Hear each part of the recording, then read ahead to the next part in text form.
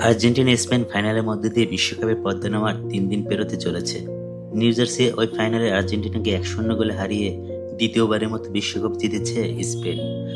শিরোপার মীমাংসা হয়ে গেলেও ওই ম্যাচ নিয়ে আলোচনা যেন থামছেই না। এর মধ্যে নতুন করে আলোচনা এসেছে আর্জেন্টিনা সমর্থকদের একটি অনলাইন প্রচারণা। বিশ্বকাপ ফাইনাল ম্যাচটি পুনরায় আয়োজনের দাবিতে একটি পিটিশন স্বাক্ষর গ্রহণ করা হচ্ছে। এ পর্যন্ত পিটিশনে স্বাক্ষর করেছে প্রায় 80,000 মানুষ। 19 জুলাই ফাইনালে বেশ কয়েকটি ঘটনা পর্যালোচনার দাবিতে চেঞ্জ.অর্গানাইজেশন প্ল্যাটফর্মে ওই পিটিশন খোলা হয়।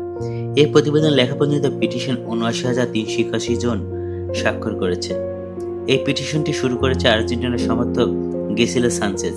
পিটিশন দাবি করা হয়েছে ম্যাচ রেফারি স্লাভোকো ভিনসিসের বেশ কয়েকটি সিদ্ধান্ত ম্যাচের ফলাফল বড় ধরনের প্রভাব ফেলেছে।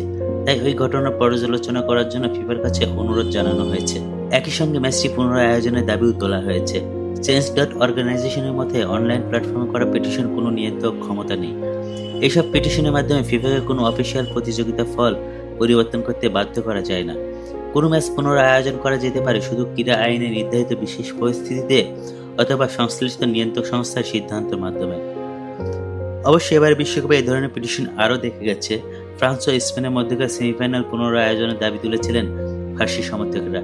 তাদের খোলা পিটিশনে ৮২,০০০-এর বেশি স্বাক্ষর জমা পড়েছিল। এছাড়া আর্জেন্টিনাকে বিশ্বকাপ থেকে বহিষ্কারের দাবিতে খোলা একটি পিটিশনে ১ কোটির বেশি স্বাক্ষর জমা পড়লেও সেগুলো বিশ্বকাপের অফিসিয়াল ফলে কোনো প্রভাব ফেলতে পারেনি। বাশার সবুজ, স্পোর্টস অন 360।